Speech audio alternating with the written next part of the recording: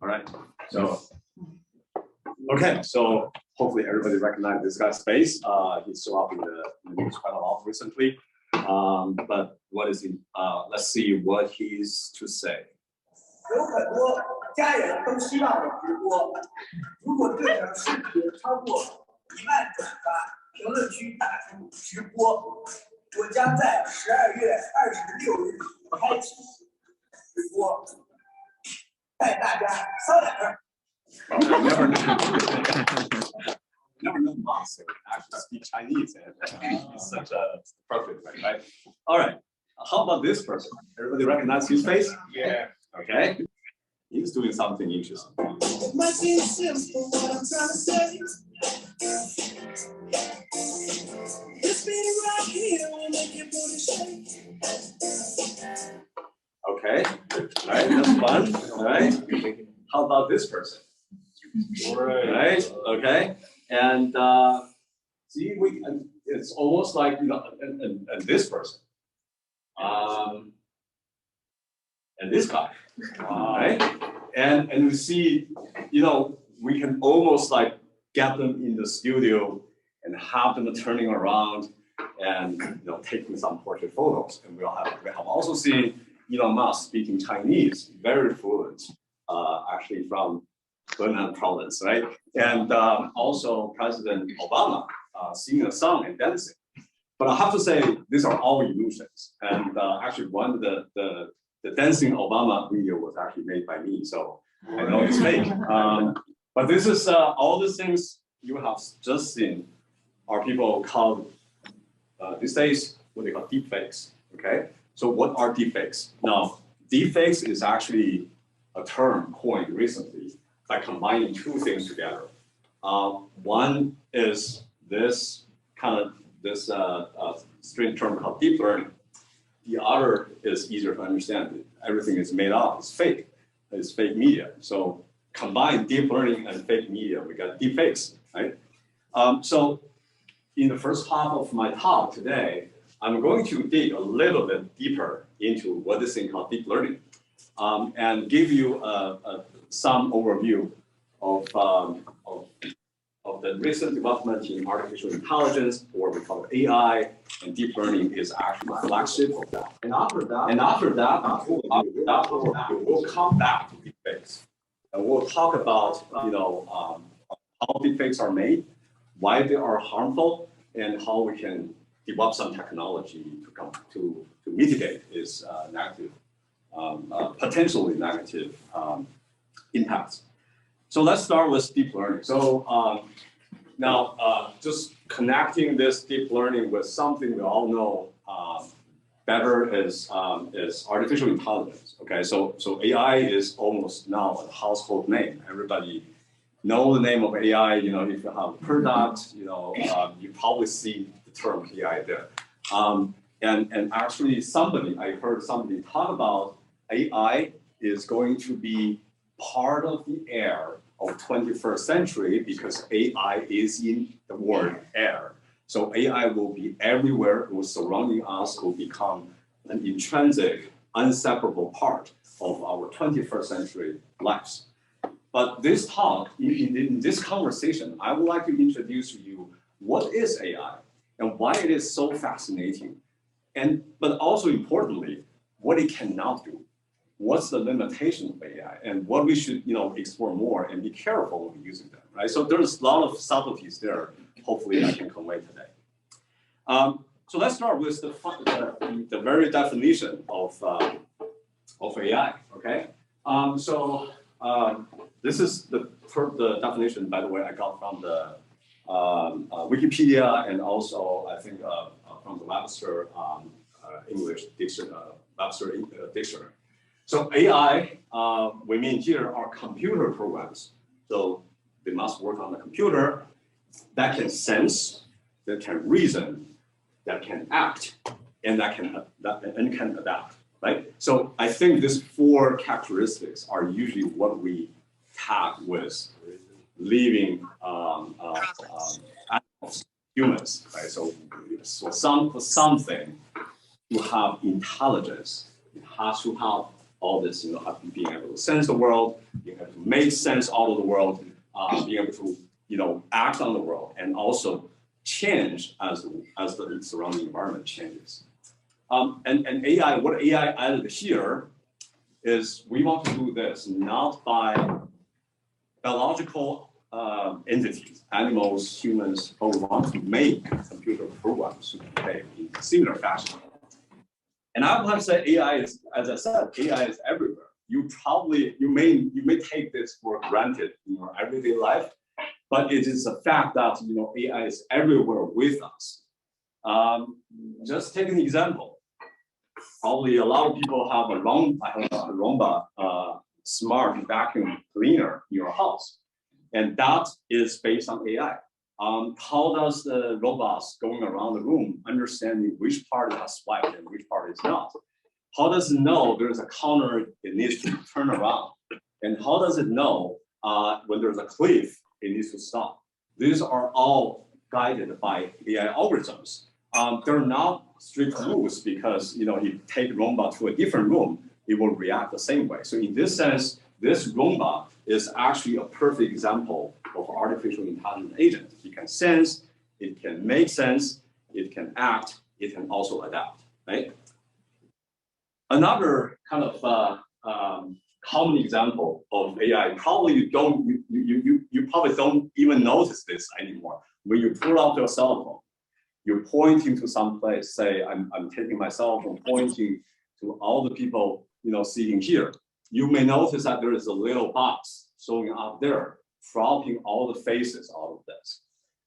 That sounds like a so simple thing for human to do, but this is actually the gist of a whole subfield of AI known as computer vision for the past 40 years. Okay, past 40 years of research, people keep refining algorithms so that now we have very reliable face detection and recognition system, right? So when you take out your iPhone, you can use Face ID to sign your phone.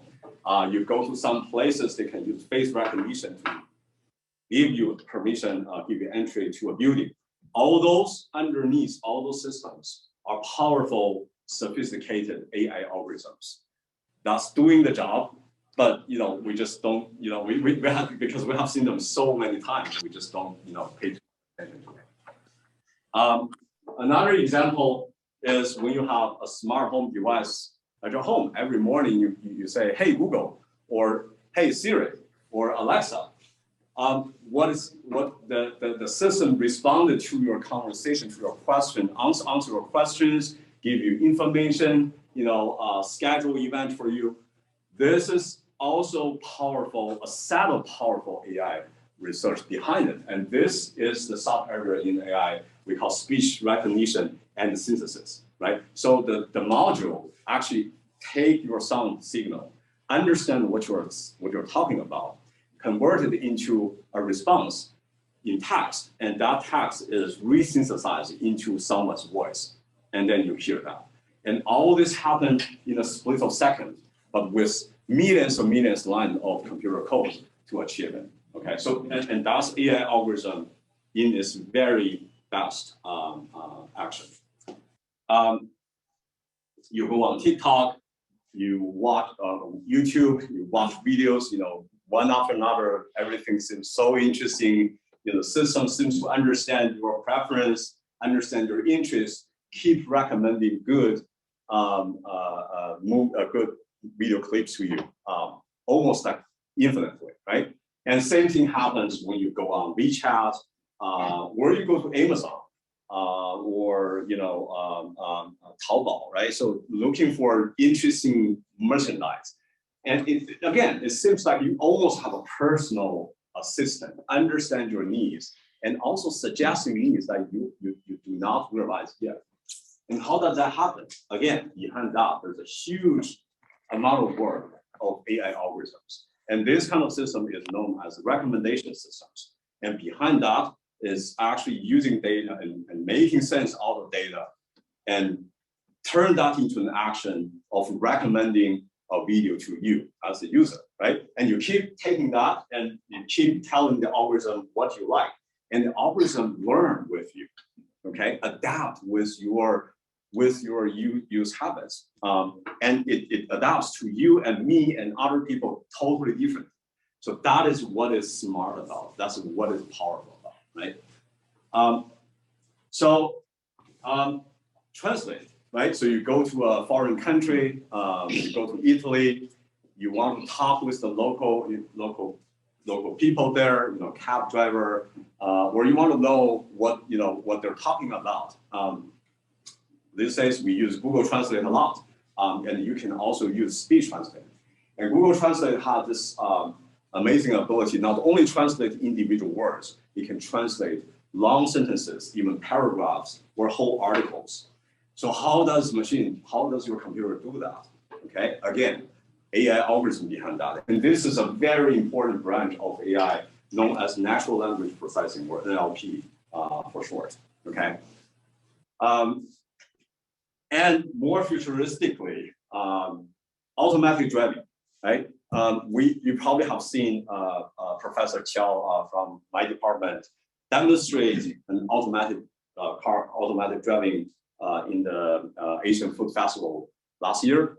That is an example. That is the future, right? And some of the cars already have what we call level 3 automatic driving, which can help you park your car without your interference, okay? Or drive on the highway, keeping in the lane, keeping distance with other cars. The cars can do that because the car as an entity understand the world, understand the environment, and can do the corresponding reaction and can adapt to different environments, right? So these are all these simple functions are we have very, very powerful AI algorithm behind it. Now let's talk about money, okay? We all, maybe some of the high school students here are not in the age, but all of your parents have some kind of 401k type of accounts, or some of you have stocks. Do you know how the stocks are trading these days? These days, the word for stock trading is algorithmic trading. It's trade with algorithms. It happens in milliseconds.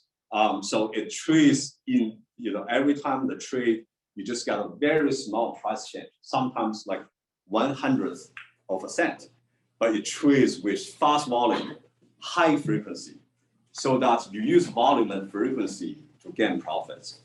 And these algorithms are doing their work 24/7. Behind the scenes, we don't even aware of it. We just see the final numbers. We see, the account is changing, we get money, we lose money, whatever. But those algorithms are managing our money. And those algorithms, again, they use data mining and financial model to predict and convert that into a working AI algorithm and do those jobs for us, okay? Medical imaging, right? These days, the medical system, our health, is probably one of the most important, aspects of our life. And if you go to a hospital, you see that all those medical imaging modules, CTs, MRIs, and CT scan, MRI, and X-ray, these days are habitually being analyzed by AI-based algorithms. So this is a branch we call medical imaging. Okay, also a very, very important branch of artificial intelligence. And we actually have recent examples showing that the AI algorithm can help fighting cancer. They can find genes in DNA sequences or detect cancerous cells from the CT images. And they are better than humans. They do not make mistakes. They do not feel tired. And they can do this, in a large scale. And lastly, well, I want to give a summary. The list is just endless. You can, come up with many examples. I think in the near future, our whole house, where you live or where you go to school, we're all connected by this idea called Internet of Things, or IoT. Okay. So Internet of Things just means that every place, every living space in the building will have a dedicated equipment, measuring the environment, understanding the use pattern, and then make a smart decision about power, energy use, about scheduling, right? So like one interesting, you can imagine a lot of interesting scenarios. Like you can have a smart vacuum cleaner clean your house where the system says you are not in the house, right? So they can do that. Once you are back home, the vacuum cleaner will go back and recharge, and until another time you leave the house, it will start cleaning again. So this kind of smart behaviors, again, are going to be driven by powerful AI algorithms. So I will say, it's really not an exaggeration that AI is everywhere. It's always with us, okay? And the other thing is, not only they help us do a lot of chores, everything I talk about so far are things human can do, but we just don't like to do it. It's kind of boring, repetitive, laborious. We just use all this algorithm to save our time, so we can do some other things better. But AI algorithm has also become very powerful that they can actually beat us in several areas, right? So you may all have one of the first examples. This is probably beyond the age of the high school students here. But in 1997, the first AI system plus a supercomputer called IBM Deep Blue beat the chess grandmaster Garry Kasparov in a sequence of games and beats human player once for all. This AI, this very, very significant achievement. And people say, okay, chess is, challenging, but it's not that challenging. Anyway, it's only 8x8. Something is quite limited. You don't, maybe that's just saying the computer can do computation a lot better. Like, if you compare that, I give you two big numbers, you multiply them. You can never beat a calculator, right? But that doesn't mean the calculator is smarter than humans, right? So people still people understand this is a good achievement, but they don't really, they're not really taken too much by this until in 2015, okay? Now, the game of Go, if you know, is a super much more complicated game than chess, okay? Magnitudes, levels of magnitudes more complicated than chess. But in 2015, a pure machine learning based algorithm called AlphaGo beat the human players in the game of Go. And starting from then, people start to understand how AlphaGo play the game of Go and realize that it actually created a lot of new moves that previously human players do not know, right? So this is, I think, a more convincing evidence that AI system in certain areas can easily beat human players. And then people will say, okay, this is just, chess or Go are just games, right? There are rules there. The system understands the rules enough. It's just a searching problem. So maybe this doesn't say too much about the intelligence part of the AI system. And then another example. So this is the game of Jeopardy. So Jeopardy is a TV game show where all the contestants were tested with knowledge. Okay, these are common knowledges across a whole wide range of areas. Geography, history, society, movie, and so on.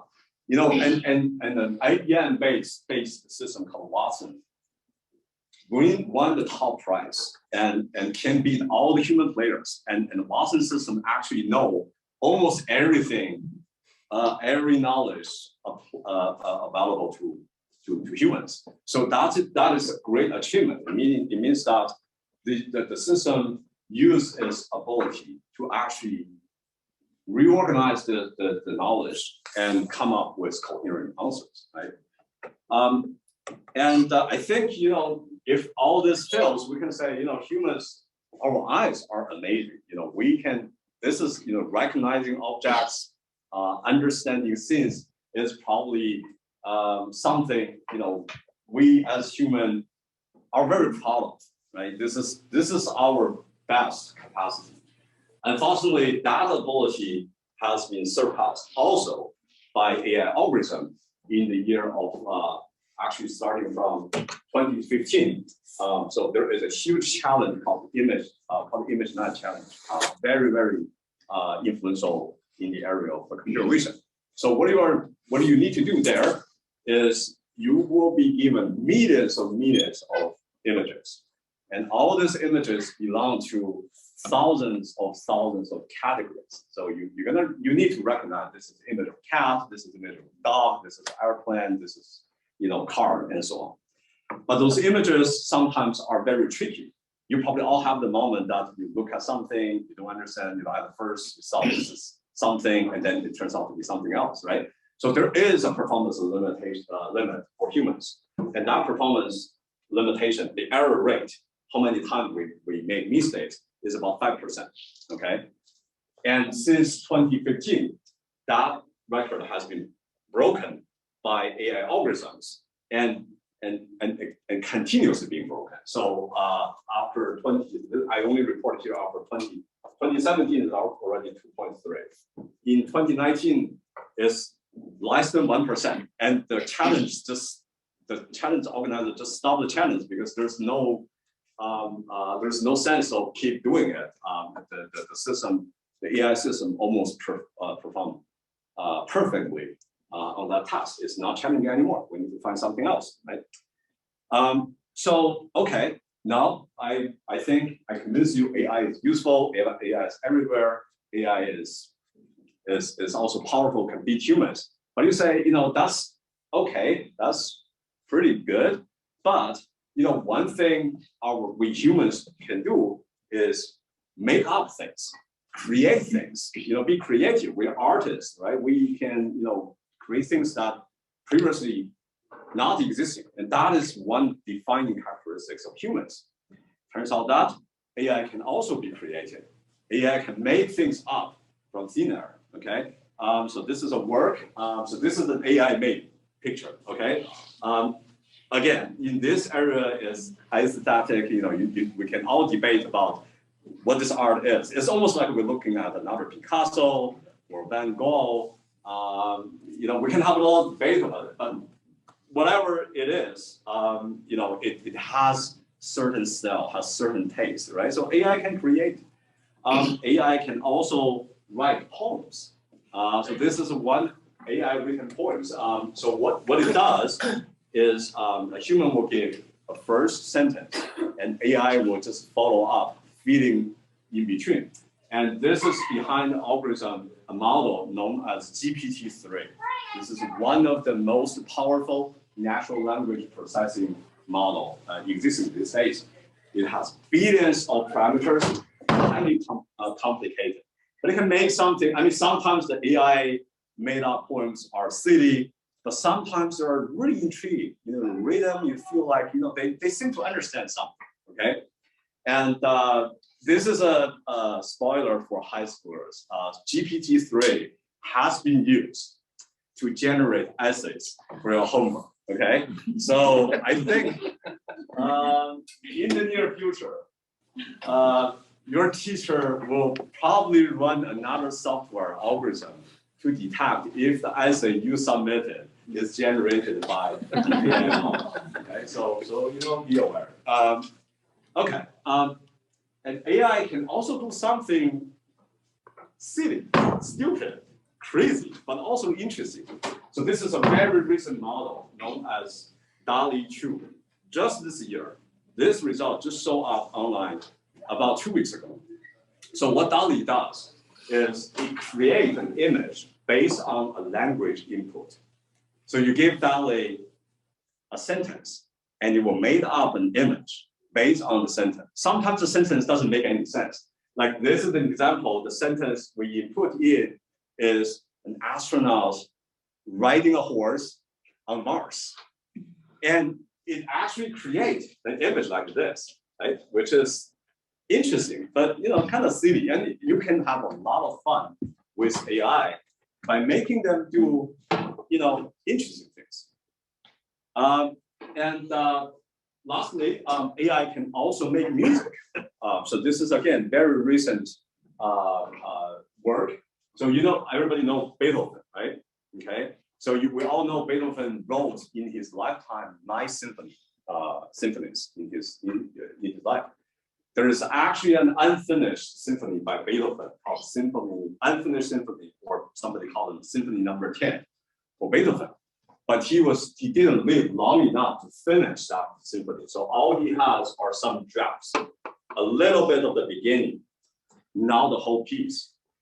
With the help of AI algorithm, by studying the composition style of Beethoven, computer scientists developed an algorithm that eventually finish what Beethoven cannot finish. Okay, so let me play this so you can have you can hear.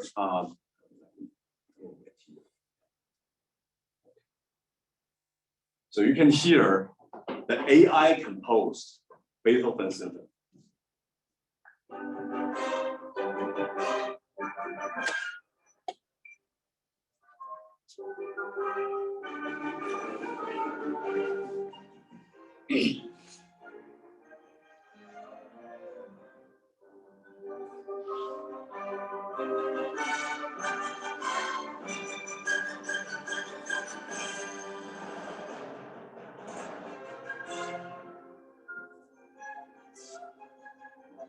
Does that sound like a Beethoven? Yeah. Okay. But probably Beethoven never wrote this. So which part was the original, like Beethoven wrote? Which part was like AI? It's like in the poem part. Beethoven only have a little draft, so there's no like you can tell from which part. So the only left manuscript of Beethoven is this one-page thing.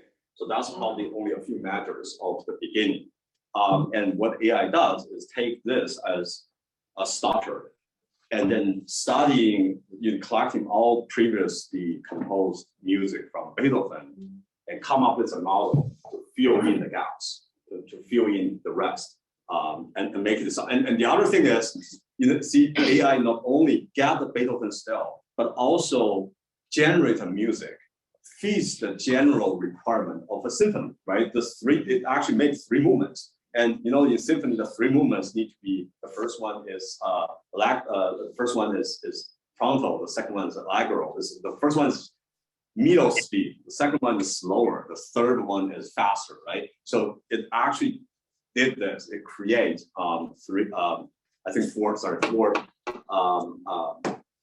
4 sections and exactly mirroring that structure. So it means that it understands the structure of the music and being able to create something very similar. Okay, so I've been saying great things about AI. I hope I convince you and interest you with these topics, right? But you may ask, wait a minute. If we say artificial sweeteners are not sugar, how come we say artificial intelligence is a true intelligence, right? I don't know if you ask yourself this question, but I ask this question myself a lot. And this is a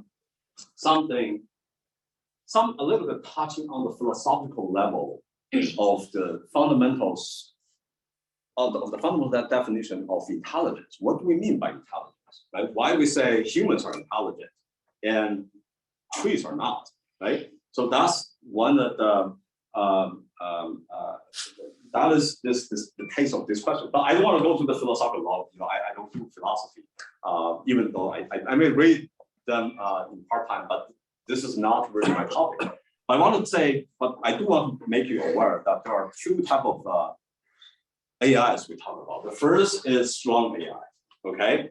And the strong AI is the AI described in all the great movies, okay? You probably, I don't know, this great movie called the 2001 Space Odyssey. It's like the grandmother for all the sci-fi movies. I highly recommend, if you've never watched this movie, watch this one. This is great. It's by Stanley Kubrick. And in that movie, it was the first prototype AI agent is a computer called HAL, H-A-L, and that computer control a spaceship, talk with the astronauts like your Siri, like your Google assistant, and controls everything, can drive the spaceship and interact, and also have emotions. Can talk and can talk back. Like teenagers, right? And can argue, have emotion, and have creativity, create new things. And subsequently, we see R2D2, right? C3PO, right? In Star Wars, and all this great sequence of movies. Now, all these movies show the AI agents. Not only they understand the world, they can interact with us, they also have emotions. They need to, they also they're also creative. And sometimes they also have, deeper human feelings like jealousy, like revenge, right? Like hatred. And then, based on this line, if we continue this storyline, very natural consequences. AI is going to dominate the world. They're going to eliminate us, and it's the doomsday for humans. This is what we call strong AI. It's an AI system that can not only look and feel and behave like humans, but they are, in a certain sense, really humans made from different materials. I have to say, in reality, strong AI is not something. We're not there yet. Okay, I don't personally. I don't think we ever can be there. But strong AI is certainly the ground holy grail for AI research. But we're far from there. All we have here, no matter how powerful, convenient, smart they are, as the example I showed you before, they are called weak AI, weak AI. So what do I mean by weak AI? I give you, so there are two very good models to understand weak AI. The first one is Turing test. So Alan Turing is a British mathematician, and he is also the founding father of computer science in a certain way. So the most important award in computer science is called Turing Award. That's a Nobel Award for computer science. Okay, and so Alan Turing has this idea of he tries to define what we mean by intelligence. So he come up with this thing called Turing test. Okay, so Turing test just means that suppose you, as a user, you sit in front of a computer, okay, like a terminal, and there is a curtain there. Behind the curtain, there is one real human. There is another AI algorithm. They both talk to you through the terminal. So you can type in questions, and the other side will give you an answer. If the algorithm can be sophisticated enough so that when we mix the humans and the AI agent and giving back answers, the humans on the other side cannot tell the difference, then we say that algorithm is intelligence, okay, in the way of weak intelligence. Okay, so to make this a little bit more clear, there is another philosopher whose name is Searle. He comes this idea to further explain this idea called Searle's Chinese rule. Okay, so what Searle's Chinese rule does is suppose there is a closed kiosk. Okay, in the kiosk, there's a person sitting in the kiosk, inside the kiosk, and there's no window. You cannot see that person in the kiosk. But the kiosk have one input channel, something you can throw something in, and there's an output channel. So suppose, let's make things simple. You have a card, and you write something in Chinese in that card. So in this particular case, you write something 恭喜发财, okay? You write a piece of card, you throw into the kiosk.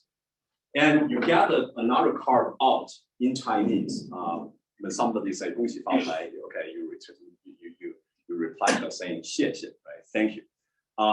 So from the totally outside, whatever you do, you seem to understand, you get the impression that this kiosk understands Chinese because you give a Chinese sentence in, it gives you a legitimate, good response out, also in Chinese. But what happened inside that kiosk is there is a person sitting in there, knowing nothing about Chinese, only knowing English. But what he does is he has a big dictionary. Okay, so he takes your Chinese input in, and just by matching the characteristic, the Chinese characters in that dictionary, find the English word. Now he understands the English word. He responds in English, and then find the corresponding Chinese word and send it out back. Right. So this in psychology, this is called behaviorist. Right. So it's only on top of the behavior we understand. We can see it has intelligent behavior, but that doesn't mean it has intelligence itself. Okay, so that's the key difference between strong AI and weak AI. I think all the algorithms, no matter how strong they are, how useful they are, how powerful they are only mimicking intelligence. They only have intelligent behaviors, but they do not have intelligence. That's my way. Whether we can have algorithms truly have intelligence, maybe 20 years later, when you guys are my age, yeah, maybe that will happen, right? And maybe you will help to push this to that direction, right? So that's the current situation. I'll quickly go over some pieces of AI. So how all this happened, in the history. AI actually started in the very beginning of AI. Started with Alan Turing's idea of the Turing test in the 1940s. But in the actual official starting date of artificial intelligence is 1956. And there was a conference organized by Douglas College. I happen to know this because I got my PhD there. And I took a picture exactly in front of the same building. This is Dartmouth Hall on campus. And in 1956, 10 people started this little conference. And that is the first ever time the world know about this term, artificial intelligence. They make this term up, okay? These are all founding fathers: John McCarthy, Marvin Minsky, Klaus Shannon. These are all huge names in computer science. And this is, this is the you can say this is the official birthday of AI. And another interesting anecdote I want to add in here, it has something to do with Buffalo. After the 1956 conference, a young computer science psychologist and electronic engineer, whose name is Frank Rosenblatt,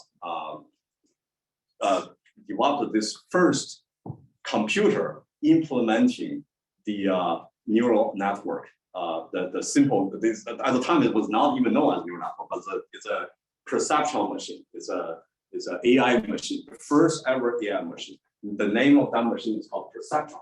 And in the old times, the computers are very bulky. They're not using all this vacuum tubes there. So this whole room probably take a computer that is only about 1/100th of the computing power. It's 1,000th of the computing power of my phone here. Okay, probably the computing power of my Fitbit, 1/10th of the computing power of my Fitbit. But that's really what happened. And this happened interestingly at Buffalo. So he was a Cornell PhD. He got his PhD from Cornell, and he worked in a company contract by the Navy here in Buffalo. So Buffalo is strongly attached with the birth of artificial intelligence. This is an interesting connection here. So after AI was born, a lot of expectations. There, just like today, we saw huge hopes of AI can solve all the problems we have, right? And people, 60, 70 years ago, thought the same way.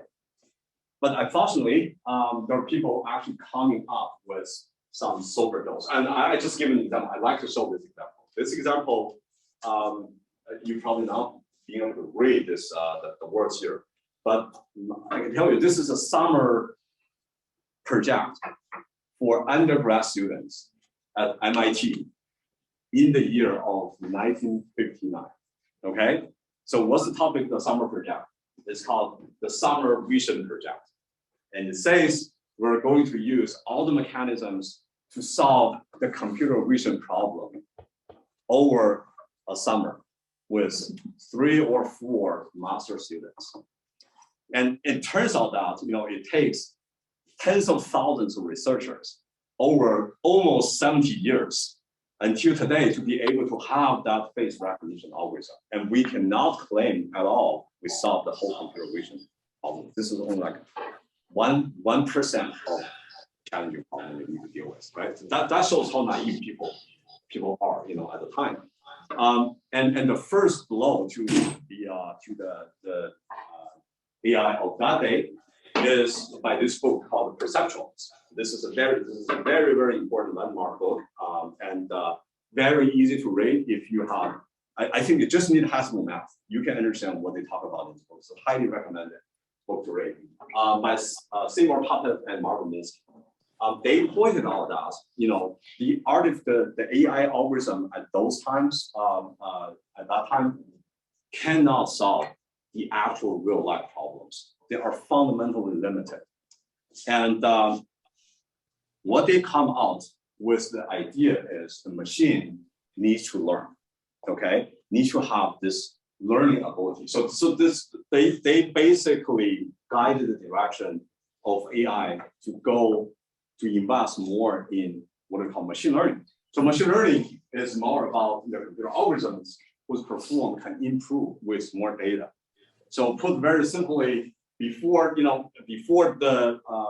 this era, AI algorithms are mostly for what we call expert systems, right? So people at the time think about, if we want to have intelligence, we need to understand human intelligence, right? It's almost like if we want to build something that can fly, we would build something like a bird, right? It's not always that way, by the way. The airplane flies in a very different mechanism as actual birds. But at the time, people think about, if you want to build an intelligent system, we need to understand, we need to go into the minds of the experts. So the popular term back then used is what people call expert system. And they want to get at, the expert system. I say, I'm a doctor. How do I diagnose cancer? Okay, I look at this, it has this shape, it has this size, it has this kind of texture. And then I hand-coded that into rules. And the whole AI system is just a huge book of rules, right? Whenever I see this, it's all if and then, right? So it's simple commands. But that turns out doesn't work well, because if you have rules, it's all fixed, it's not adaptive. And what machine learning, the notion of machine learning taking here is adding data into the picture, okay? Instead of figuring out what is actually happening and then design the algorithm, we turn the table around. We say the algorithm take data and try to make sense out of this data, and then learn by itself, improve by itself, and create a model. And then the model will be evaluated with its output. Right? Say you want to have a spam filter.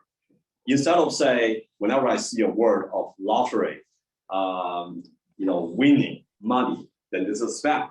That doesn't work very well, because the spammers can change their strategy very easily. But how about we do something like, whenever you have an email, we ask the user to give us a feedback: is this a spam or not? If the user say this is spam, we'll take this email and the user's response into the system, train the model, let the model understand this is spam. And if and with thousands, hundreds of thousands of users input, the system can learn something meaningful out of this, right? So that's the idea of machine learning. It becomes super powerful, and that brings the AI revival. I listed here. So I mentioned Turing Awards are the Nobel Prize of computer science.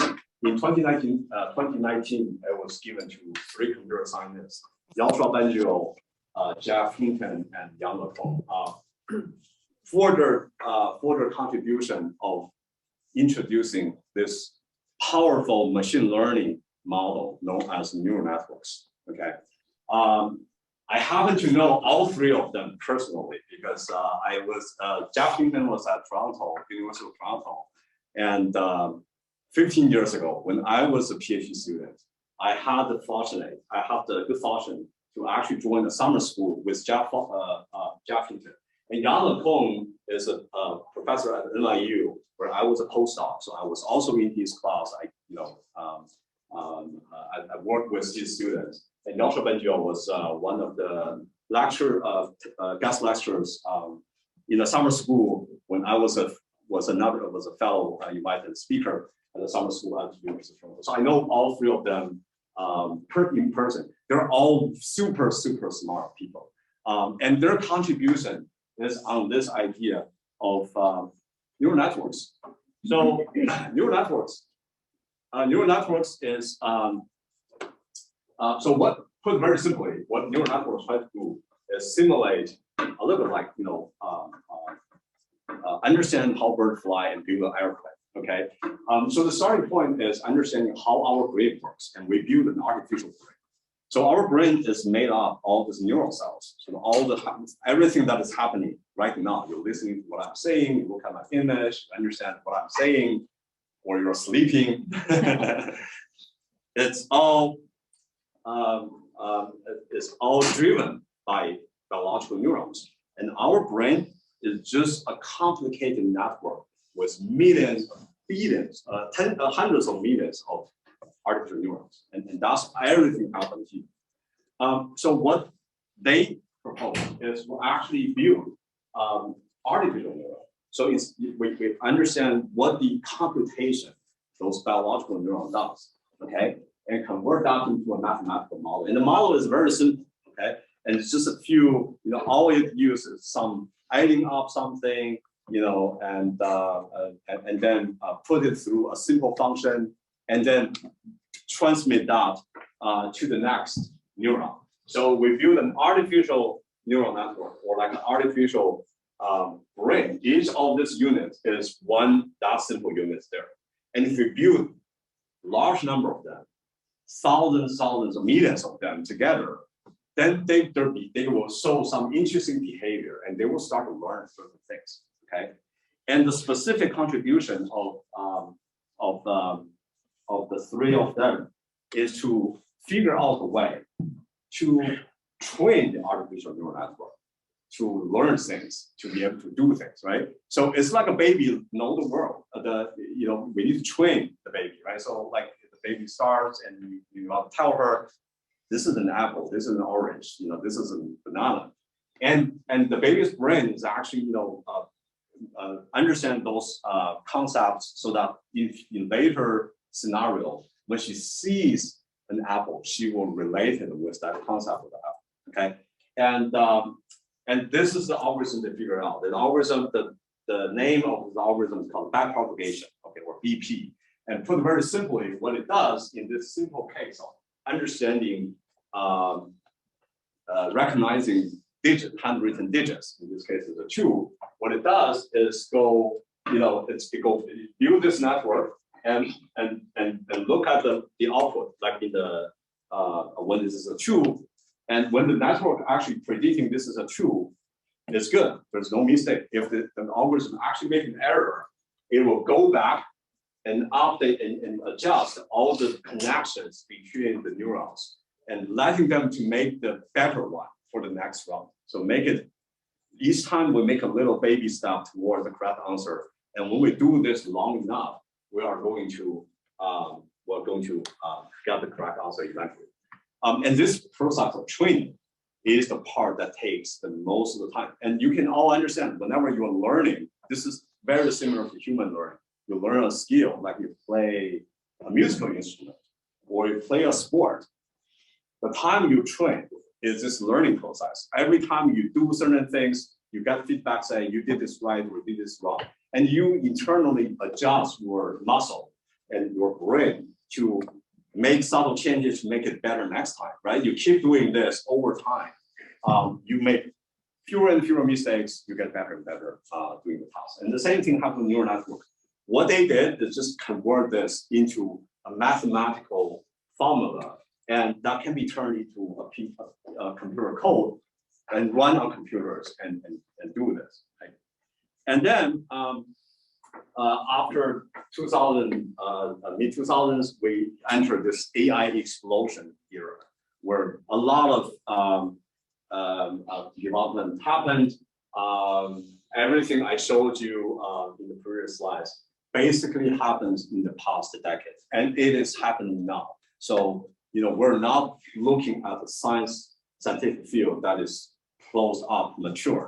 We're looking at the very beginning of an explosive field in the coming years. One of the big drivers are this thing called deep neural networks, and that finally going back to what I started with, the deep learning. Okay, deep learning. So deep neural network is just taking the neural network I showed you before and adding many more layers.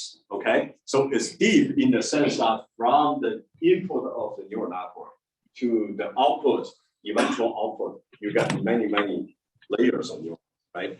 And that's what we call deep. Okay, and this deep neural networks combined with the availability of large amount of data, with internet, with the super computing power, almost every cell phone you have these days has the equivalent computation power of a super computing center 20 years ago.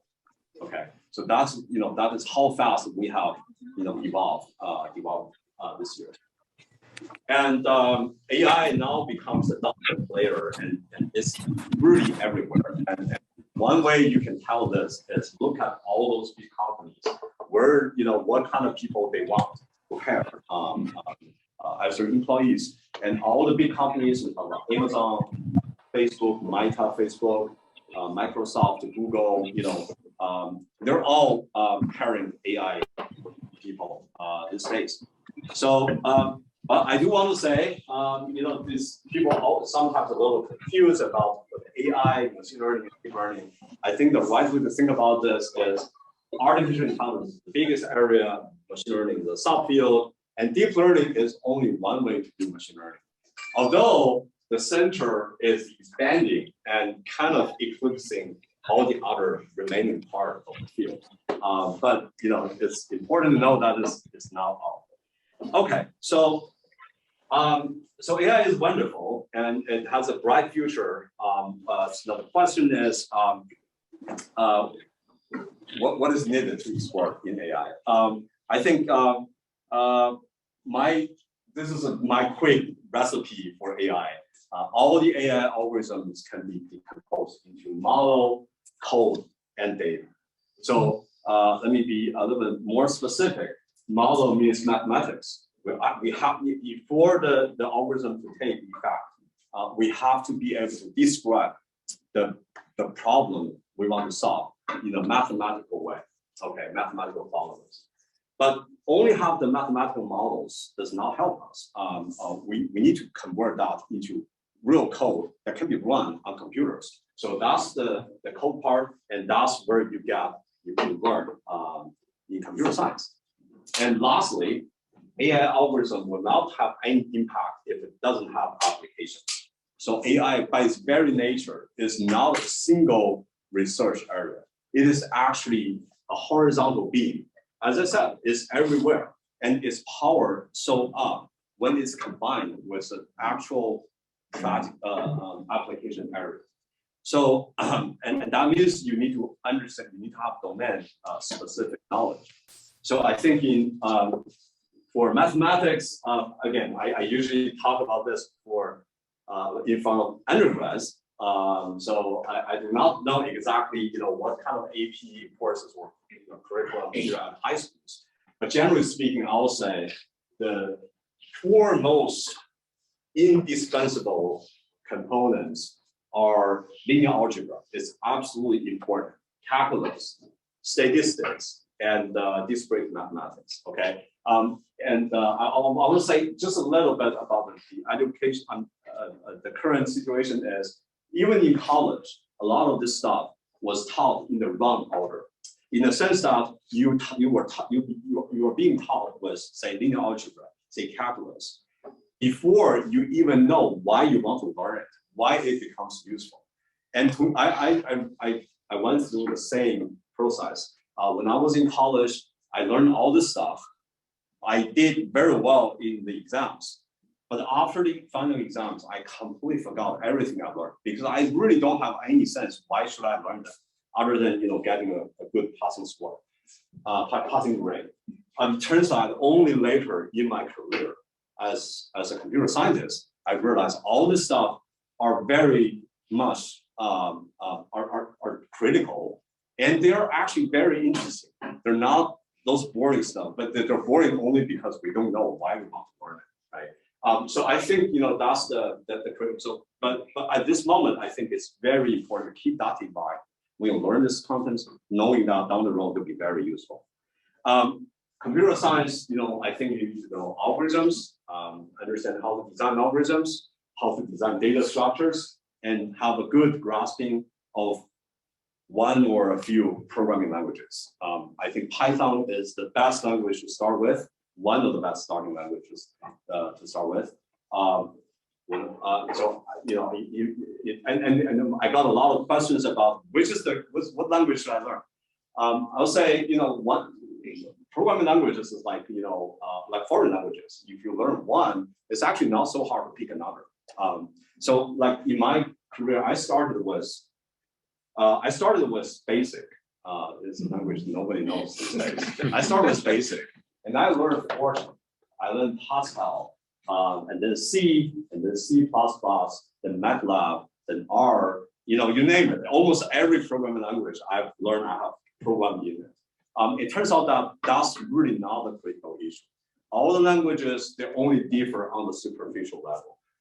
Once you grasp the essential components, you can pick them up in a matter of a few weeks very easily. So don't get that, don't let that block your exploration of computer science and AI.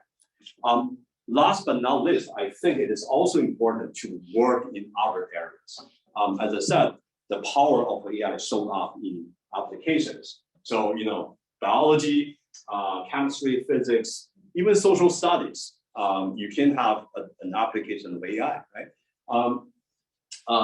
Literature, people actually use AI algorithm. Just giving an example, interesting example. So a lot of people thought Shakespeare was not one person. It was actually a pen name for a couple of different people mixing styles together. So there was an AI analysis algorithm taking all the words of Shakespeare's work and trying to figure out how many different styles are there. And their conclusion is there are at least distinctively 2 different styles in all Shakespeare's works. And again, there's a lot of hypotheses there, so I don't want to go too much deep into it. But I will say, if you are creative and you are smart, you can find unexpected and interesting, intriguing applications of AI algorithms, right? So that's it's to a certain extent, it's a technical field, but to the very end, you also need that artistic touch to do it well. Okay, finance, of course, these days everybody doing that.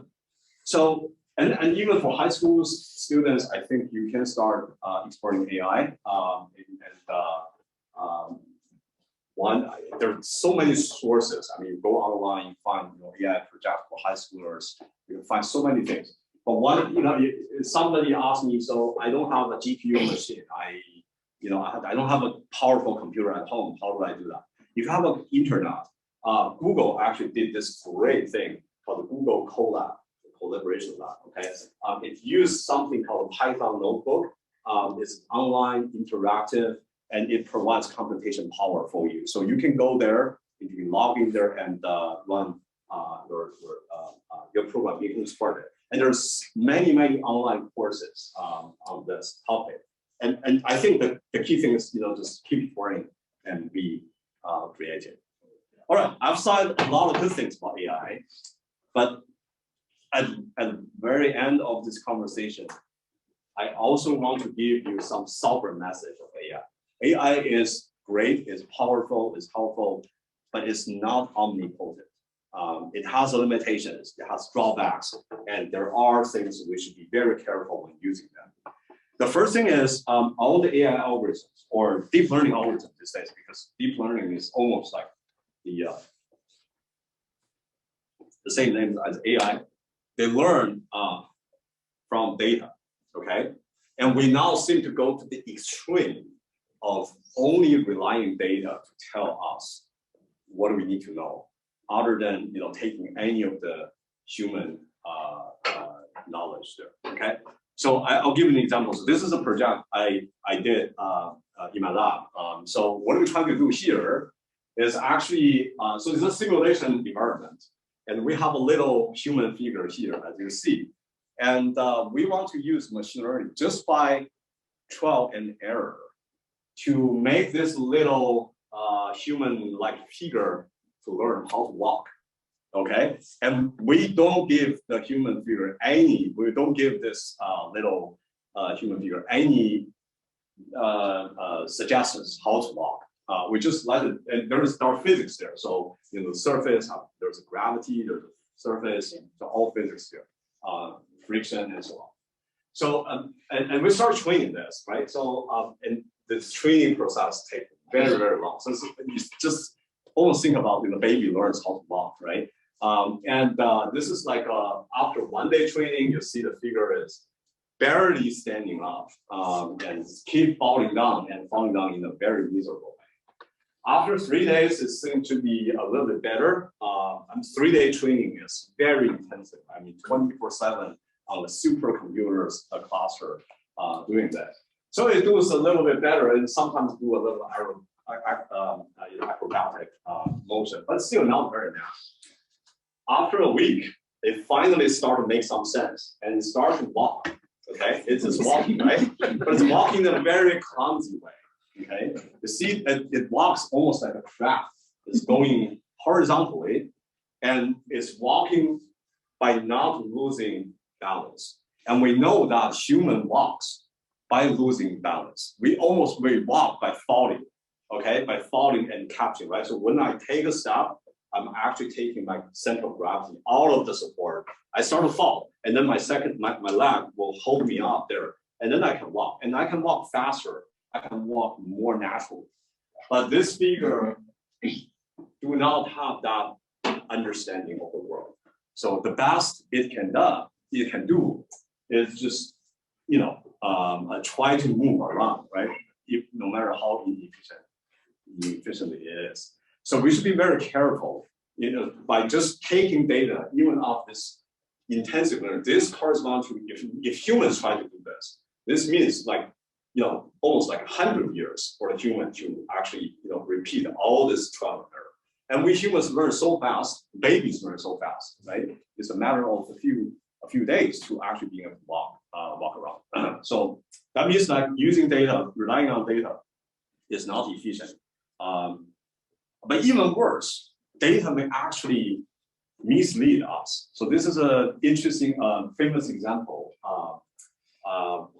In 2017, a group of researchers in China published a paper. So they say that we can recognize who is a criminal, okay, by just looking at their images, their face images. Now we have powerful computer vision algorithms. We can recognize faces, and we look at those faces and say, give me your portrait. I can tell if you are a criminal or you will be a criminal in the next few years. Okay, this is like pretty. And they claim their accuracy is 95%. Amazing, right? It's great. If that can be done, it's like if you have watched the movie Minority Report, that's like sci-fi kind of thing. We don't need the police anymore. Right? We don't need detective anymore. We just take photos, and whoever is going to be a criminal, we take it away, right? It turns out that it was very interesting. Only after a few weeks, this work was out. Actually got the big stir. Everybody is thinking, this is amazing. It's interesting work. But people realize that it seems like people who smell, who have to put a smell on their face, are usually people who are not criminals. And the algorithm is actually detecting if the person is smiling or not. Okay, and then you go back is actually very natural. How do you get training data for this algorithm to tell this is a criminal or not? You somehow get their photos, right? So where do you get the photos of a non-criminal? Well, you go to LinkedIn, you go to Facebook, you get their profile images. And when somebody put their profile images on those websites, they want to put on a smile, they want to look better, right? How do they get images of criminals? Well, police mugshots, right? And if they were being taken by the police, take a mugshot, do you think what's the chance that person can smell, right? and also makeups for women. That's makeups. The makeup take a very important role in their decision, right? So see, if we rely on AI algorithms, we trust AI algorithms to give us this kind of decisions, we will be hugely misled in this case, right? So AI algorithms are powerful, but they're to a certain extent also not smart, stupid in this sense, right? And the other thing is AI models are even worse. They're complex black boxes. So I gave you a deep neural network. It can perfectly detect faces. But if you ask me why AI think this particular region is a face, why that is not, I cannot say anything about it because that's all I got is the algorithm telling me this, right? Well, for face detection, that's not a problem. Even if I make a few errors, nothing bad happens. But what about critical decisions like bails, paroles? You apply for a mortgage, or you apply for college, and your admission is examined by an AI algorithm and make a decision based on past data. Can you trust that? Right? Can we take that to the court and justify our decision? Justify the decision made by the algorithm? The current answer is no, we cannot. So AI algorithm, and believe it or not, this is what is happening here. Especially for the parole decision, about a little bit more than half, 56%. I read a recent report. 56% of the parole decision. So parole just means a criminal is in prison, but based on their past behavior, they can be released a bit earlier, right? So that's parole. And because the U.S. just do not have enough number of judges who make these kind of decisions, so they outsource this to a company who made an algorithm to make parole decisions. 56% of parole decisions are made by algorithms.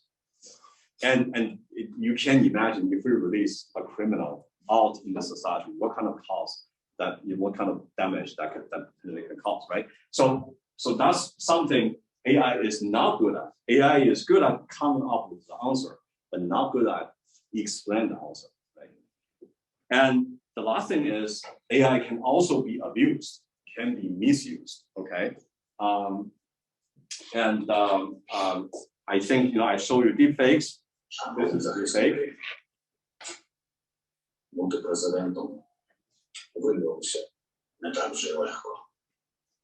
Know this guy? Okay. And anybody know Ukrainian? Okay. So he is this is so Ukrainian President Vladimir Zelensky talking to the public, and what he said essentially is all the Ukrainian citizens drop down your weapon, surrender to the Russians.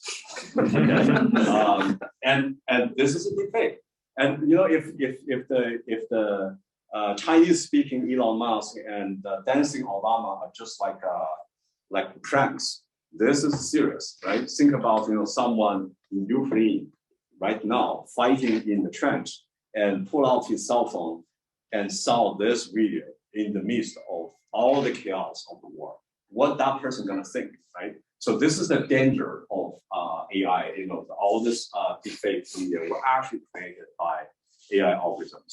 So I'm running low on time, so I'm gonna skip on this, but I just want to, last word I will say is, so all this I hope this give you a good overview of the AI algorithms. I didn't really have a lot of time going to the details of deepfakes, but that may be late for another day. But the point here is, it is a wonderful area, but it is still growing. There are a lot of things, a lot of places, need contribution, need new blood, and based on my past 20 years of my career, my exploration in this area, I can tell you personally, testify, this is a wonderful area to work with.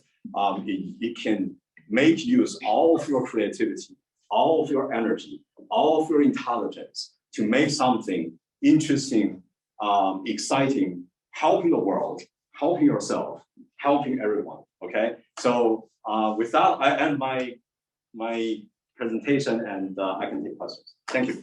Thank you.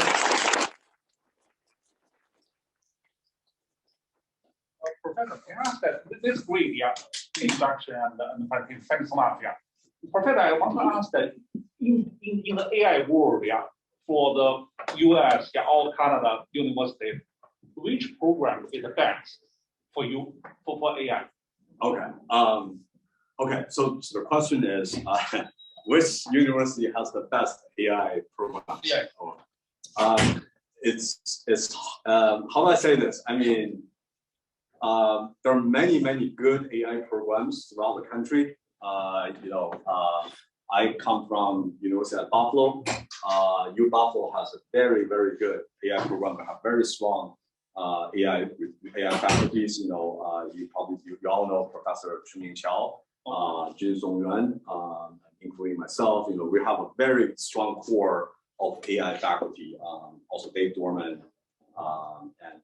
and so this question is not actually that easy to answer, because AI is a big field. Each university, almost all universities at this moment in the US or Canada has AI programs, and they were all strong at certain certain sub areas, right? Okay. But we can talk about overall, based on the comprehensiveness of coverage and the overall strength. I will say, but this is by no means an exhaustive list. The usual name: MIT, okay, UC Berkeley, Carnegie Mellon, and Stanford. This four is always like the go-to places. But that doesn't, but that they have I would say they have the most complete coverage of all topics. But in individual strengths, I think many other universities, University of Maryland, University of Michigan, University of Michigan, Ann Arbor, University of Illinois, Wisconsin, or University of Toronto are all very strong universities. But again, I mean, this is basically all, I think, R1 university, research one university in the US and Canada have strengths in AI. And AI is a broad field. So when you choose those programs, you need to be a little bit more clearer about what subfield you want to work in, right? So general AI, you want to know more about, like, if I want to work in computer vision, and sometimes even like in computer vision, if I want to work in video processing or human action recognition, all the subfield matters, right? So I think to a certain extent, what matters more is not the university, but the program you're going to join, the research group you're going to be affiliated with, right? So that's what is more important to me. Okay. Hi, can anyone hear me? I have a question. What are the your area? Yes. Yeah, hi, Professor Cho. That Can I speak? There's sometime? a question for Professor. Yes, okay. Thank you. Yeah, sure, Professor. You have a question? 我有个 comment. Can I speak in Chinese? Or yeah. or I don't know. If if there are audience students who prefer English, that's fine. 我只是想说，这个刚才我们吕教授讲了这个各个不同学校的这个 AI coverage。我想补充一点，这个吕教授太谦虚了，应该提一提，就是说在讲这个 deepfake 这个领域，那绝对他是全美最强的专家，因为大家也许不知道，这个美国国会听证会找专家，也就是找吕教授，还有我们那个 David Dorman 也是我们系的。然后吕教授在这方面，他也是这个领导这个整个美国这个国家一个委员会，一个 subcommittee on 这个 disinformation。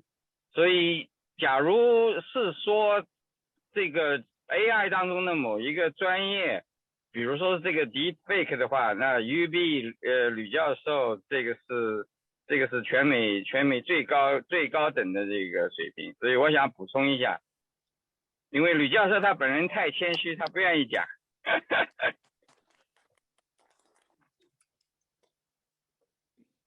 大家都听到了吗？我讲的。我听到了。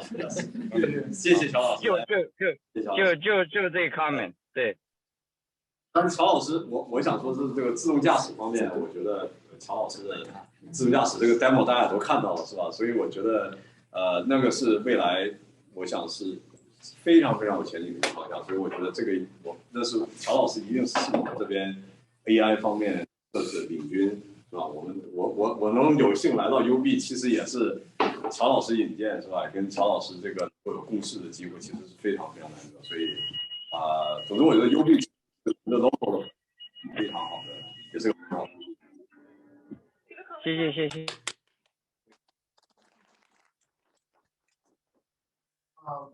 Is one of the major areas that the new research is being focused on in recent few years or in the next few years. The next few years. Yeah.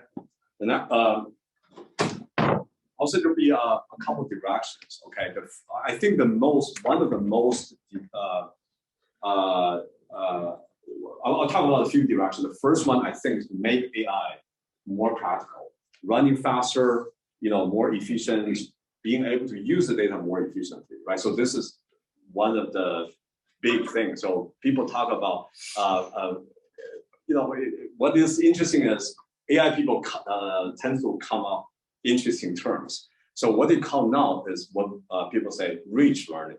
Rich learning means you have a lot of data. So now rich learning can only be done by Google, Meta, Amazon, when they have possession of tons of user data, right? And they can do something other places, other small companies cannot do. So I think that the direction to go, the new term is thrift learning. Okay, thrift means use less data but more knowledge. And the lack of knowledge is one biggest problem. Right? So that improves the efficiency and running time, training time, reduce the training time of learning system. The second direction I will say is human understandable AI. This is exactly solving the problem of the black box issue I mentioned. Can we understand some of the decisions AI made? Can we open up the black box, if not completely, partially? And can this tell us something about the whole decision process of the AI algorithms, right? I think the third one is deeper integration of AI system with practical domains, right? I think recently AI, the new word is AI for discovery, for scientific discovery. I think there's a company called DeepMind, is bought by Google. Was actually the founders of the company. One of them was my classmate, was my friend at NYU. So that company is very successful. They recently published a series of papers in the magazine of Nature. So if you know, Nature is a highly prestigious science magazine on biology, on physics. So their topics are using this AI algorithm to do scientific discovery, like finding basic fundamental particles in particle physics that were previously unknown, or modeling those nuclear reactions in high temperature where physical experiment is not possible. or quantum computing, coming up with models that can do quantum computing more efficiently. And I think there's a lot of potential for deeply integrate AI with domain expertise, right? So we can, at this moment, AI for say medical imaging can only do something that is fairly low level, we'll say. But can AI help us to further understand medical data and make better decisions? Those are the things, again, it's a wide, huge open area. So I think correspondingly, sooner or later, not just, we won't have a specific term for AI researchers, because everybody gonna need to learn something about AI, right? Even if you're a medical doctor, if you're a lawyer, if you're a financial specialist, financial analysis, you all need to learn something about AI because you're gonna use AI one way or the other, right? So I think that's it's gonna interweave with our life at multiple levels. Okay, thank you very much. Yeah, something that use chess example. AI can easily beat chess, human chess player. But if two groups or two teams of chess design, the program, let chess to AI chess with teams AI. to compute, and what happens? What AI play AI is what actually being used to train AlphaGo algorithm. So what AlphaGo does, what AlphaGo did is actually play against itself, and also use the past examples of Go games. And that's it's when you do this, you do have like a mix because you're basically put something that's on par with itself and sound play. So I think there's usually, I mean, in the long run you see a draw basically. That's what the algorithm actually is reaching equilibrium in that sense. And that is what the power comes for. That's where the source of the power of AlphaGo algorithm, because it was trained for a couple months, but that corresponded to human playing games. If we model, make human playing games with each other, corresponding to almost like 300 years of human players to do that. So I think the AI algorithm is kind of condense that process to a shorter time and use the data and the computational power for that. Yeah. So, but the people already doing AI play against AI, and these days AlphaGo is even sometimes used as a trainer for Go players. They play against AlphaGo like algorithm to improve their own techniques and performance. Yeah. So, for your knowledge, do you know any place that use AI to read images? It's Caspian, MRI, or at least X-rays. MRI, Caspian, more complicated, but X-rays. Any hospital facilities? Any hospitals use AI algorithms? Well, you mentioned that you have a picture. The different slide, you have a picture showing I think so. That part, there are commercial companies doing the like Siemens. Many of these algorithms are not separate. So when you buy say X-ray machine or MRI machine, for instance, from Siemens, GE, or Philips, right? So these are big manufacturers of this kind of machines. They usually build in AI algorithms there. So it's not usually a separate algorithm for various reasons, right? So privacy, whatever, sharing data. But if you these days you take a GE, and I was very familiar with GE because I have a lot of colleagues they're working on medical imaging. I can tell you they have a huge medical imaging team there, and the GE the GE MRI machine is built in with this analysis algorithm. So the AI algorithm helps generating the image, reduce noise, make features more clear, and putting analysis tags onto those. So when the doctors look at those images, he or she will not start with just the image, but with additional information associated with it. So it's already there. But they were mostly beauty images. Yeah. But it's still human, still the radiology producing the reports. Yes, that's the part I said, AI was not, I mean, even AI can do it, I wouldn't trust it too much. So in other words, you don't think ever AI will dominate the medical field.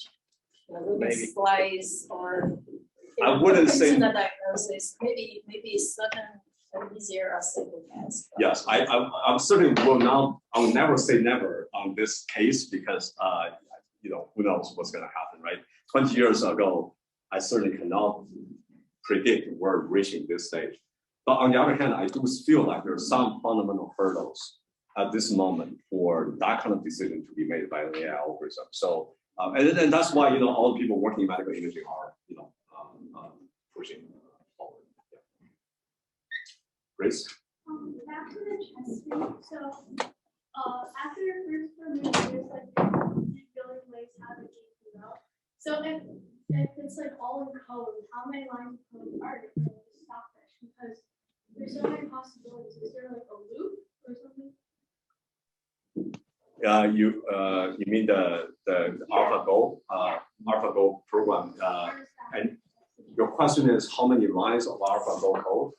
Yeah, because there's so many different possibilities. Like I know the next thing Right. Just have like a for loop or something. Yeah, okay, that's a very good question, and it's drilled down a little bit detail of the algorithm. So I will just say a little bit to see if the level of detail I give you is sensible. So the AlphaGo algorithm is based on one particular branch of machine learning algorithm known as reinforcement learning. Okay, so reinforcement learning is for the agent to be able to react to the world. Now, it's different from like a big for loop and lot of if then branches, because that's what made that invisible is the intrinsic complexity of Go, right? If you want, you can do that. You can enumerate all possible combinations and make a huge, decision tree out of it.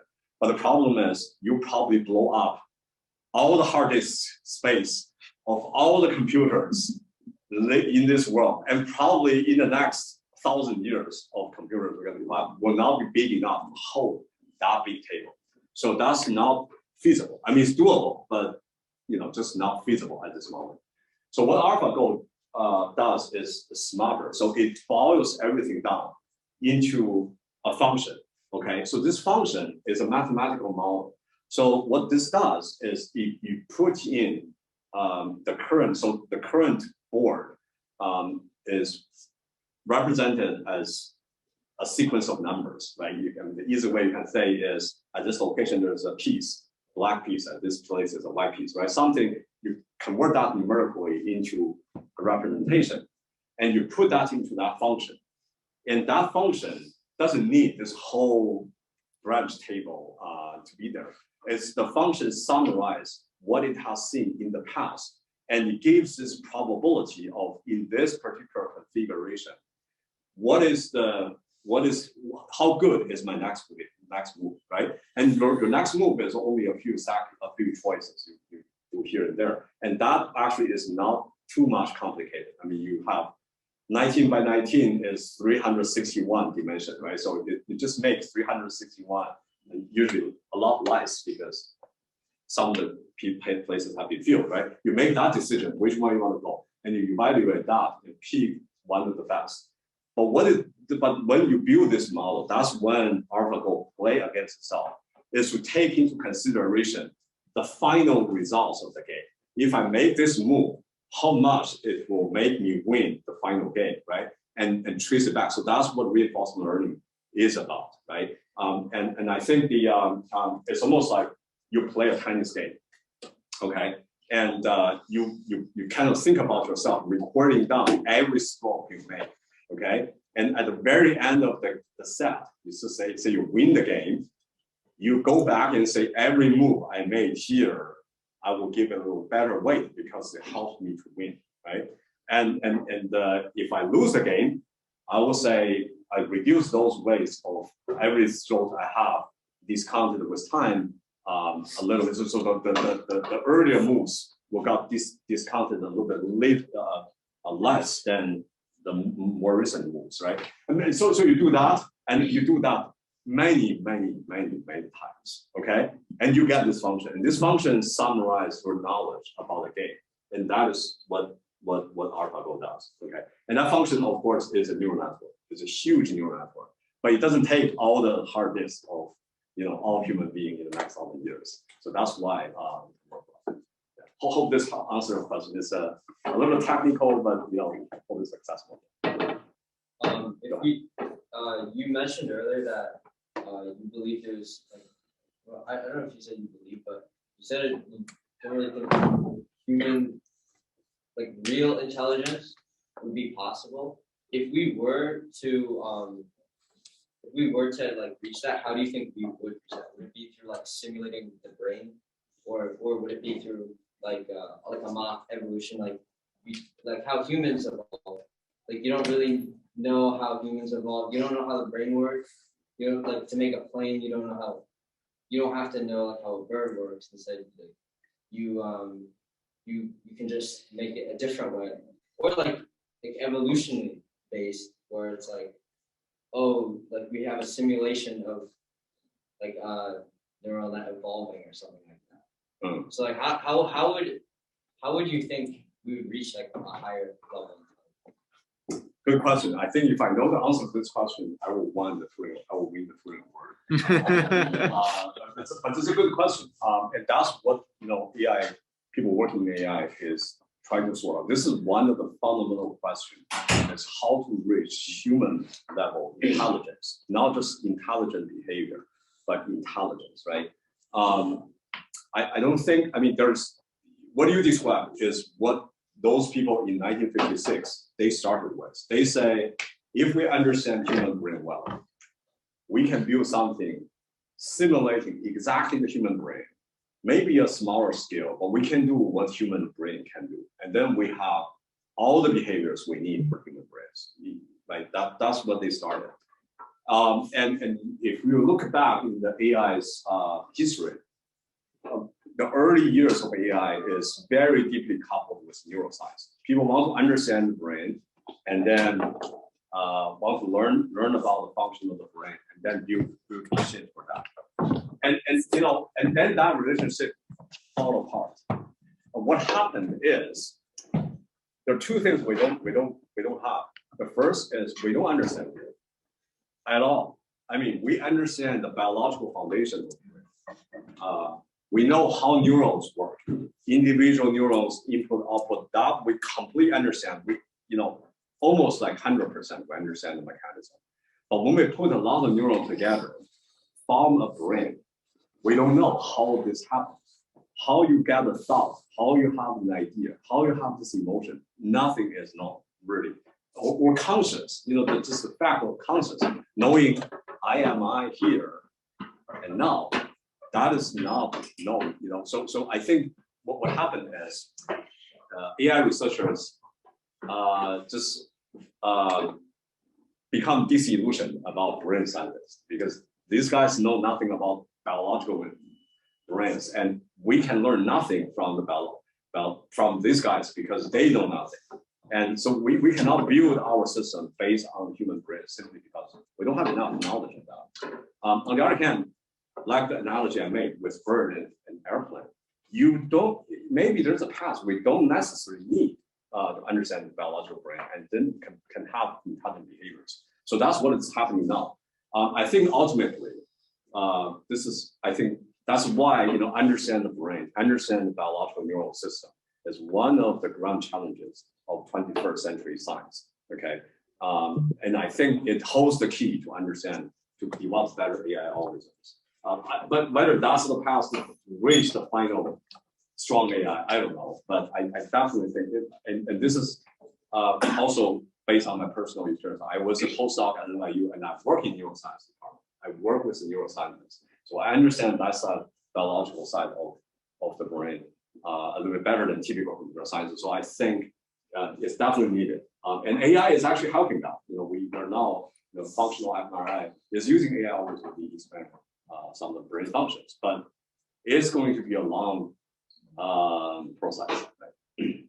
Good question, Alex. You have a question? Oh yeah. So do you think we'll ever reach, like AI will ever have a true understanding of like the things that it's seeing, like the Chinese box example, right? Because like if you just keep collapsing the world into a series of functions and the neurons keep collapsing that into like a series of variables, do you think it'll ever replicate how real intelligence would see something? Like, do you think intelligence, like our brains do the same thing, like collapsing, what we see and what we understand into a series of variables that our brain processes, or do you think that there's two different paradigms there?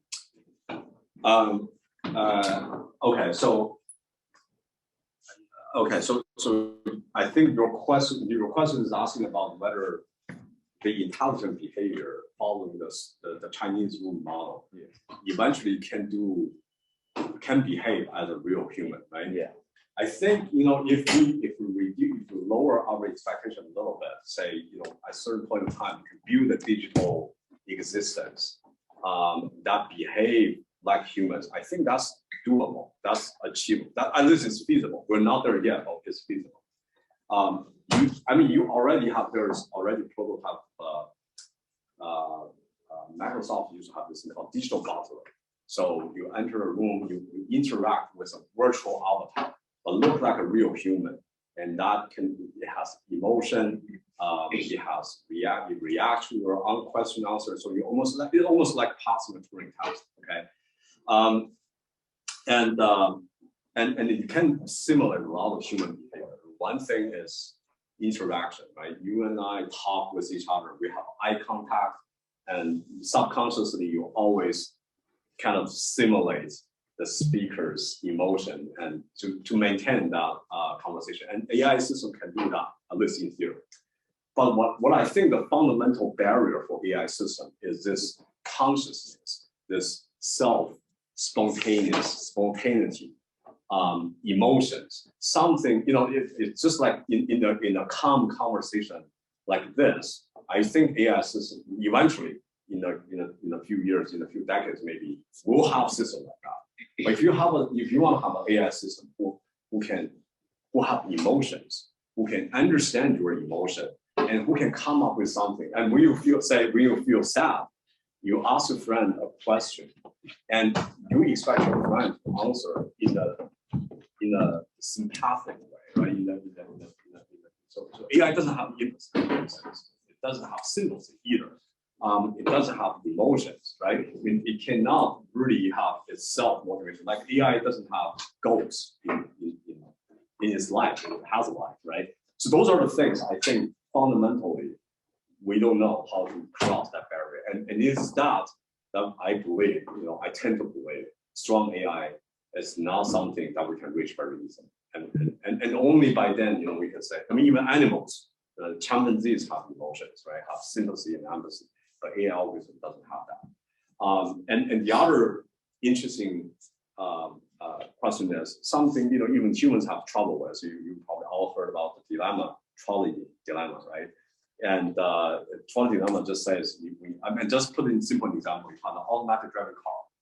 And the car is driving on the road, and then suddenly there is a truck show up. And if the car has two choices. You can, hit the truck. And suppose the car cannot stop. You can go straight hit the truck, or it can go around, but there is a woman pushing a baby on the road. So if the car hit the truck, it will kill the driver. The car is total. On the other hand, if the car hits the woman with the baby, that she will be killed. Her baby probably will be killed, but the driver will be safe. How to make that decision? AI cannot make that decision. Human cannot make that decision either, right? So that's a philosophical dilemma. So I think this kind of problems will trouble the notion of strong AI in the future. Regarding this AI impact to the world, is Congress making any policies based on like deep fakes? Yes.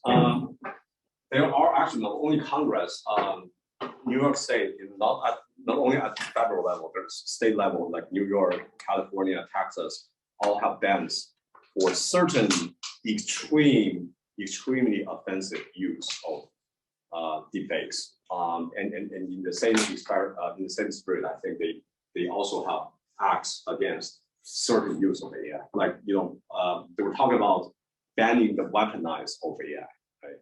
I mean, one worst scenario, think about, we have drones, we have face recognition, right? How about we make assassin, a murder, by, upload the image of someone to a place, and the drone will take that photograph, flying around. The drone only have one gun with one bullet, flying around, find that person, shoot that bullet, kill that person, right? I mean, it's a really bad scenario, but technically, I think we have everything we need to build such a system, right? And we don't want this to happen in the society, right? So people are talking about banning this kind of weaponized use of AI. And there are also other extreme use of AI, like all this controversy about Facebook using our data without our notice, right? The breach of your privacy, they can figure out where you are, who you're talking with. All this information are, I would say, raw use of AI algorithms. But I think that's why I found it quite interesting. I gave a talk at Yale Law School a few years ago, and I found that the student at Yale Law School was super interested in AI, and they asked this kind of questions because they want to understand the legal implication of AI algorithms in the future. And I will say this is, and based on my conversation with some of them, it is a very complicated issue. There's no clean-cut black and white issue because AI at the same time also do a lot of good things for us, right? Deepfakes can do good things. One example is, very recent example is the use of deepfake technology to restore the voice of someone who had a stroke. So when someone had a stroke, their voice become slurpy, or Alzheimer. You use this so that you restore their voices so that their caregivers can hear what they say better as a normal voice, and that actually is a huge help for taking care of them. So they have good use, they have bad use. It's like a nuclear technology. It's dual use. Everything is dual use, right? The technology itself, there's no question of good or bad. It's actually how we use them. So we have to somehow limit the bad use of it and encourage the good use of it. But in terms of laws, it's very hard to draw that line. And law is like the heavy artillery of all the things we have. So we have to use it very carefully without kill, kind of like throw the baby and the bathwater at the same time. So there are actions there, but I think at this moment, only on the extremely offensive cases. Yes. Thanks. Another problem regarding the implementation of AI application. I'm assuming that there are some specific area-dependent knowledge and the modeling, and there are also other part of it might be shared by all fields. Are there library we can use? Yeah. Be shared? Yes, a lot. So one of the reason that this is the right time to jump into the AI field is you're never gonna need to reinvent the wheels or starting from scratch. I should say never. I would say 99.9% of the time you don't need to do that, because there are a lot of libraries online. So like especially if you use Python, everything I talked, all the basic AI algorithms has a package implemented in Python. So there's so many packages there, like deep learning, you can use PyTorch, you can use TensorFlow, and there's a machine learning toolkit in Python, computer vision, all the computer vision algorithms I talk about, Google, open source their API. So even like if you know a little bit of Python programming, a little bit of accessing Google API functions, I think for a high school student, in a couple of hours, they can build a system that can start, use the camera, recognize the face, and do some funny things, right? So it's absolutely accessible. And I think sooner or later, AI will become less than, it will really become like an air. It's everywhere, everybody can understand it, accessible, other than like a steep, like a, academic research area where only, specially trained people can do it, right? So that's this democratization is the trend. And I think it's only going in the more deeper level. Professor, yeah, please. Professor, you said that this kind of public source, this is free or we have to pay? It's free. It's all free. All free. Open source. Yes, it's all open source. I have a question. So, sorry. Like the AI, the way they learn, like you're talking about the Chinese box, like it's all variables and there's it's just code. It's just like a human. It's not like a human thinking. There's conscious in it. There's warmth or something like that. If that's the AI gonna develop, like you feel safer, it's just code. It's just the variables goes in and generates the result. But as we said, like we don't really understand how human brain really works. Like it's not just the variables goes in, generate the result. There's conscious, there's sympathy, empathy goes in, happens in there. But also like as you said, right now the AI training system, the neural system training, like there's a black box. Like researchers don't really understand during training what actually happens in that black box. Do you think is it possible, like if this training system, neural system, like get more complex enough, that there is actually a conscious in there that's different than human conscious? It gives result in that conscious, but we don't understand. We just think, oh, this result is not what we expected. We think it's not working, stupid, but it's not. Actually, they have their unconscious in it. Yeah, I don't know. I can only speculate. I mean, that's if you ever watch the TV series called Westworld, that's exactly what happened, right? So the AI system have its own consciousness in that sense, know its existence, and they start to fight for their rights, right?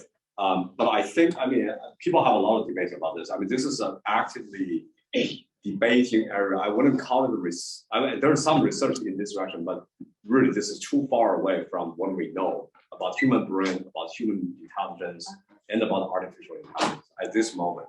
So I think it's mostly staying in the philosophical level yet. So I don't think we have any concrete answer on that. I certainly hope that will not happen.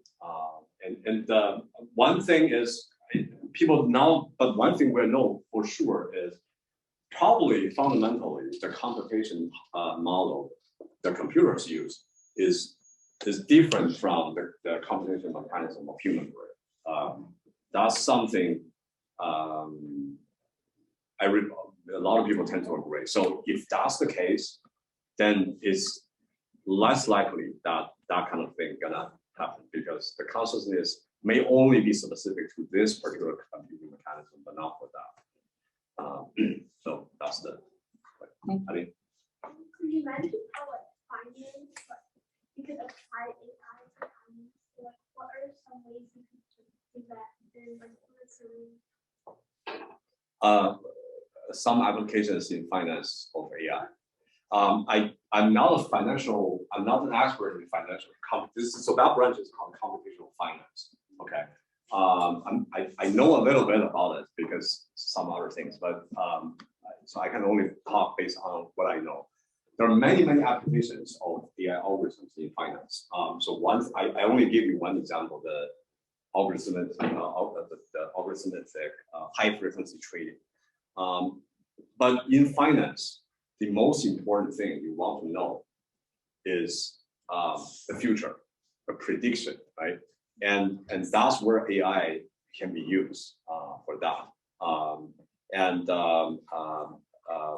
Like predicting the stock market based on all the macroeconomic indicators, and that's basically what is being used when you hear in the news somebody talk about the expectation of the U.S. economy, in the next months, next quarter, and so on. But that's also problematic because there are things called black swan events. Talk about COVID, right? Talk about the Russian-Ukrainian war. These are things that are not repeatable. So all the AI algorithms, if they based on data, there's an underlying unwritten implicit rule is the history will tell the future. What happened in the past will happen in the future. But that's not necessarily true, right? And there are unexpected things happening. So I always take that kind of prediction with a grain of salt because you really do not know, what's going to happen, unexpected going to happen. The other places AI algorithm can be used is personal finance. Like if you want to invest your money into stock market, you have $1 million you want to invest, right? But there are many different stocks. You can Apple stocks, Tesla stock, and so on. You always want to have a portfolio. You don't want to say, I put all $1 million into Apple, even though Apple is a good company, but who knows what's going to happen, right?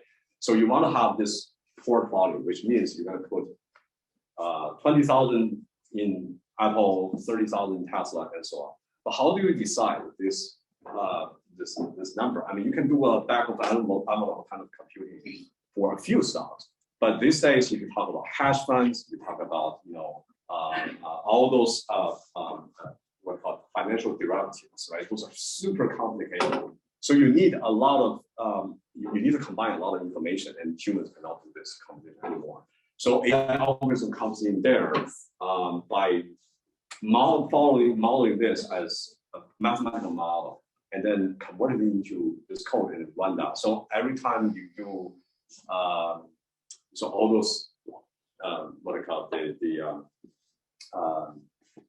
financial services, have this financial products. They were actually pre-computed based on your information and the stocks. I'll give you this portfolio, and then you just buy that.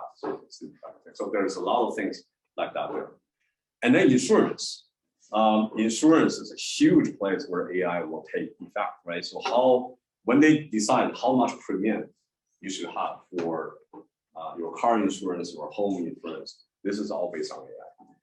And a little bit extended on the financial services like Zillow. How do you think Zillow come up with the home house value estimate for the price of your house? Again, an algorithm did that, right?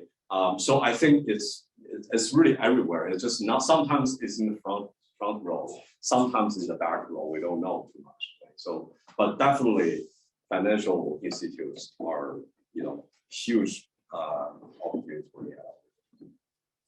I have a question here for the deepfake video. You just was so real.